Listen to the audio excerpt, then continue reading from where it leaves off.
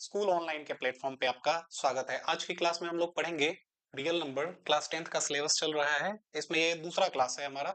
ठीक है, तो रियल नंबर के बारे में हम लोग आगे पढ़ेंगे। पिछले क्लासेस में बहुत कुछ पढ़ चुके हैं, अब नेक्स्ट में हम लोग देखेंगे थ्योरम। यहाँ से मेन शुरू होता है। इसके पहले इंट्रोडक्शन पढ़े थे, ठीक है, और नंबर सिस्टम को जाना था कैसे काम करता है।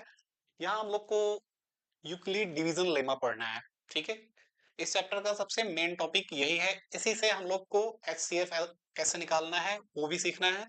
तो देखिए थ्योरम क्या कर रहा है, for two positive integers A and B, अगर दो पॉजिटिव इंटीजर्स है ए और बी, एग्जांपल के लिए हम लोग कुछ नंबर भी ले सकते हैं, जैसे ए और बी, ये दो नंबर है। यहाँ एग्जांपल में लिया हुआ है, वही नंबर मैं यहाँ ले लेता हूँ। एक 27 है, एक 5 है। There always exists some unique integers q and r such that a बराबर bq plus r। देखिए क्या कह रहा है कि there always exists some unique integers q and r such that a बराबर bq plus r, यानी कि a बराबर b और q की जगह कोई एक नंबर होगा और प्लस r की जगह भी एक नंबर होगा। तो a हम 27 लिए, b की जगह 5 लेंगे, तो 5 में कितना से मल्टीप्लाई करेंगे 27 आएगा? नहीं पता है, 27 नहीं आएगा। तो 5 में 5 से करेंगे तो 25 आ जाएगा, और जो बच जाएगा वो यहाँ आ जाएगा। ठीक है, तो यही थ्योरम है। दो अगर पॉजिटिव नंबर ए और बी है, ठीक है, तो दो और ऐसे नंबर एग्जिस्ट करेंगे कब? जब हम इनका एक रिलेशन बनाएंगे, ए बराबर बी की प्लस आर, वेयर आर जो होगा वो जीरो के बराबर भी हो सकता है, और क्या होगा, इस बी से हमेशा छोटा होगा। दैट मीन्स यहाँ पे जो ये आर आया, ये ध्यान दीजिए, ये हमेशा इस बी से क्या होगा, छोटा होगा। ठीक है, इस बी से, इस 5 से ये हमेशा क्या होगा, छोटा। अगर ये 30 होता तो ये जीरो ही हो जाता। ये 26 होता तो आर का मान कितना आता, 1 आता। 28 होता तो कितना आता, यहाँ पे 3 आ जाता। 29 होता तो 4 आ जाता। लेकिन हमेशा बी से क्या होगा, कम ही रहेगा। तो ये रिमाइंडर है, जब डिवाइड हम लोग करते हैं किसी भी संख्या से, तो जो हमारा रिमाइंडर आता है, रिमाइंडर क्या होता है, उस संख्या से हमेशा छोटा ही रहता है। तो ये हमारा लेमा हो गया। देखिए यहाँ पे वही एग्जांपल है, consider number 27 and 5, then 27 equal to 5 into, ये क्या हो गया आपका Q, और ये क्या हो गया R। ठीक है, ये आपका B है और ये A है। अब क्या कह रहा है यहाँ पे, देखिए कंपेयरिंग दिस विथ A बराबर B Q R, we get A equal 27, B बराबर 5, Q इक्वल टू 5, R है 2, और जो R का वैल्यू होगा वो हमेशा क्या होगा, जीरो के बराबर होगा या जीरो से बड़ा होगा, लेकिन B से हमेशा क्या होगा, छोटा होगा। ये सीधा सीधा है, रिमाइंडर है। रिमाइंडर क्या होता है, या तो जीरो आता है जब हम डिवाइड करेंगे, जैसे 30 में 6 से डिवाइड किए तो 5 बार में डिवाइड हो गया, रिमाइंडर क्या हो गया, जीरो। 31 होता तो रिमाइंडर 1 हो जाता, 32 होता तो दो रिमाइंडर हो जाता है, ऐसे 35 होता तो 5 हो जाता, लेकिन जैसे ही 36 होता रिमाइंडर फिर से क्या हो जाएगा, जीरो हो जाएगा। यहाँ थोड़ा हम लोग देखते हैं, ये 27 है, अगर 5 से डिवाइड करेंगे तो यहाँ पे रिमाइंडर 2। अगर यही 26 होता तो रिमाइंडर क्या होता, 1 होता। 28 होता तो रिमाइंडर 3 होता। 29 होता तो रिमाइंडर 4 होता, और 30 होता तो ये फिर रिमाइंडर 5 से डिवाइड करेंगे 30 में तो क्या हो जाएगा, रिमाइंडर 0 हो जाएगा। तो रिमाइंडर जो होगा, आर की जो वैल्यू होगी हमेशा 20 से क्या रहेगा, कम रहेगा।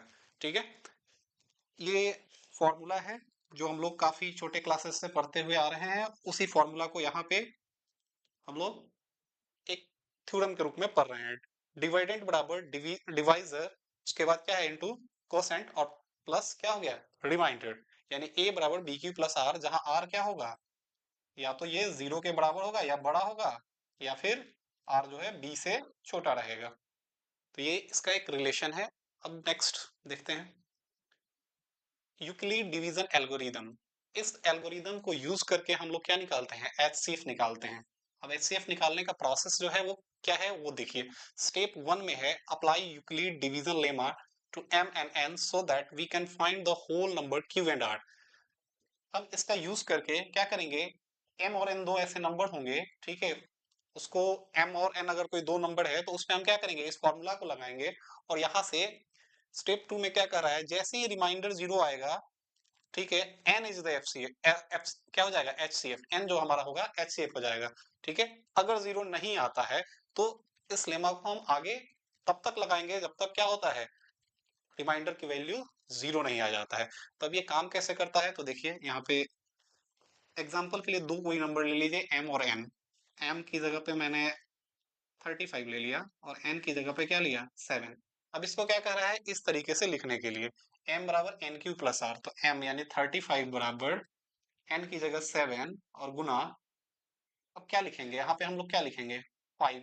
5 लिखेंगे तो 35 हो जाएगा और रिमाइंडर क्या हो जाएगा 0। तो जैसे ही रिमाइंडर क्या हुआ 0, n यानी कि यही वाला जो है HCF हो जाएगा। तो आप इन दोनों का HCF निकाल के देखिए वो क्या आएगा, HCF इन दोनों का 35 और 7 का HCF 7 ही होता है। तो जैसे रिमाइंडर 0 हुआ, ये वाला जो वैल्यू होगा n वाला वैल्यू वो हमारा क्या हो जाएगा HCF या GCD। अब एक और एग्जांपल लेते हैं, जैसे 35 और 14 है, तो यहाँ इसको जब लिखेंगे तो 35 इक्वल टू 14, और इसको कितना लिख सकते हैं 14 इंटू टू 28 और प्लस कितना 7, 28 प्लस 7 35 हो जाएगा। अब ये हो गया यहाँ n हो गया, ये हो गया m हो गया, ठीक है, और ये आपका r हो गया, ठीक है। अब देखिए कह रहा था कि r की वैल्यू 0 हो जाएगा तो ये वाला जो वैल्यू है 14 वो क्या हो जाएगा HCF, लेकिन यहाँ तो हुआ नहीं। तो हम क्या करेंगे इस थ्योरम को आगे बढ़ाएंगे। अब नेक्स्ट स्टेप में क्या करेंगे, इस 14 को फिर क्या करेंगे यहाँ लेंगे और इक्वल टू ये जो हमारा आर है इसको यहाँ लेंगे, और ये देखिए कितने बार में जाएगा 2 बार में, और रिमाइंडर क्या बचेगा 0। जैसे ही रिमाइंडर 0 आया यहाँ की जो वैल्यू है ये HCF हो जाएगा। तो यही ये जो पूरा पैटर्न है इसमें यही कह रहा है। स्टेप 1 में क्या है, पहले डिवीजन लेमा को लगाना है, ठीक है। अगर रिमाइंडर 0 आया तो जो n की वैल्यू होगी मतलब जो दूसरा नंबर होगा वही आपका HCF हो गया। अगर नहीं आता है तो जो n है उसको आप m की जगह ले लेंगे और रिमाइंडर को क्या करेंगे n की जगह लेके उस लेमा को हम आगे बढ़ाएंगे। जब हम क्वेश्चन करेंगे तो ये पूरा पूरा स्टेप वाइज स्टेप कैसे क्लियर होगा बता देंगे, ठीक है। लेकिन निकालते ऐसे ही है, स्टेप 1 और फिर स्टेप 2 लेंगे, फिर स्टेप 3, ये बढ़ता चला जाएगा, ठीक है। जैसे ही रिमाइंडर 0 होगा हमें HCF मिल जाएगा। यहाँ कह रहा है when a positive integer p is divided by 3 the value of remainder. अगर हम 3 से किसी नंबर को डिवाइड करते हैं, देखिए 3 से अगर किसी भी नंबर को डिवाइड करते हैं, 5 को करते हैं तो रिमाइंडर क्या आएगा 2। 6 को अगर कीजिएगा रिमाइंडर 0।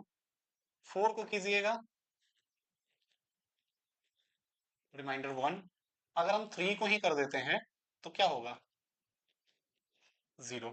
तो आप रिमाइंडर देखिए क्या आ रहा है, ठीक है। यहाँ पे रिमाइंडर 2 आया, यहाँ पे 1 आया, यहाँ पे 0 आया।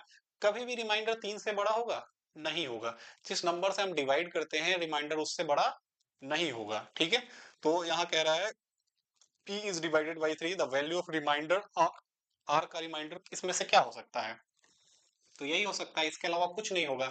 कोई भी आप नंबर ले लीजिए, जैसे 25 ले लिए, 3 से डिवाइड करेंगे तो क्या होगा 8 बार में 24 गया, 1 रिमाइंडर। यही 26 होता तो रिमाइंडर 2 होता, और जैसे ही 27 होता रिमाइंडर 0 हो जाएगा, ठीक है। तो रिमाइंडर जो होगा जिस नंबर से डिवाइड कर रहे हैं उससे हमेशा क्या होगा एक छोटा ही रहेगा, उसके बराबर कभी नहीं होगा या उससे बड़ा नहीं होगा। 0 से लेके उससे एक छोटे नंबर तक रहेगा। Next है Euclid division lemma state that the two positive integers a and b there exist unique integers q and r such that a बराबर bq plus r where r must certified। तो ये वही चीज हो गया कि अगर a बराबर bq plus r है तो r क्या होना चाहिए इस b से हमेशा छोटा, क्योंकि ये रिमाइंडर है और भाग हम किससे दे रहे हैं डिवाइड कर रहे हैं b से। तो b से अगर डिवाइड कर रहे हैं तो रिमाइंडर b से हमेशा छोटा आएगा, और r की वैल्यू 0 भी आ सकता है। तो अगर पूरा पूरा डिवाइड हो गया तो 0 आ जाएगा, यानी कि 0 के बराबर होगा नहीं तो 0 से बड़ा होगा, लेकिन b से क्या रहेगा छोटा। तो ये रिलेशन इसमें देखेंगे कहाँ मैच कर रहा है, यहाँ कर रहा है, ठीक है। तो ये हमारा आंसर हो गया। नेक्स्ट है for some integers m every even integers in the form of, कोई इंटीजर्स m ले लेते हैं, m बराबर 1 2 3 4 5, तो बताइए इनमें से कौन सा ऐसा होगा जो हमेशा इवन आएगा।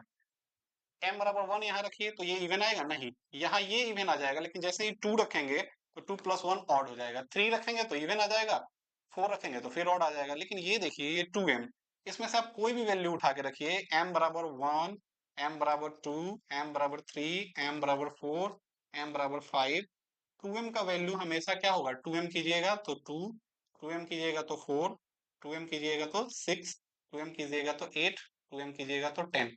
यानी 2m एक ऐसा वैल्यू है जो हमेशा क्या होगा इवन होगा, ठीक है। तो अगर m कोई इंटीजर्स है तो 2m हमेशा क्या रहेगा, इवन इंटीजर्स। ठीक है। नेक्स्ट देखिए, if the HCF of 65 and 170 117 is ex, expressible in form of 65m minus 117, then the value of m का वैल्यू बताना है। देखिए सबसे पहले नंबर क्या है, 65 और 117। इसको हम लोग प्राइम फैक्टराइजेशन से भी हम लोग निकाल सकते हैं इसका HCF, ठीक है, या यूक्लिड से भी निकाल सकते हैं, जैसे ठीक लगे वैसे निकालिए। अगर यूक्लिड से निकालते हैं तो बड़ा नंबर को हमें क्या करना पड़ेगा, ये a लेना पड़ेगा बड़ा नंबर, और b हमारा 65 हो जाएगा। ठीक है। तो a बराबर क्या होता है, बी क्यू प्लस आर। अब 117 हो गया, ये 65 हो गया। 65 में जैसे ही 2 से गुना कीजिएगा क्या हो जाएगा, 130, लेकिन यहाँ पे है 117, तो एक बार में ही करेंगे।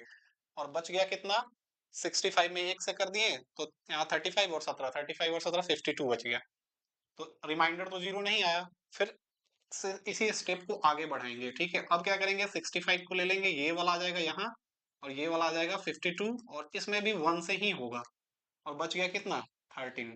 अभी भी रिमाइंडर जीरो नहीं आया, तो नेक्स्ट स्टेप कर लेंगे, ये 52 अब यहाँ आ जाएगा, ये वाला यहाँ, और ये वाला यहाँ, और 13 से कितने बार में, 4, और रिमाइंडर जीरो।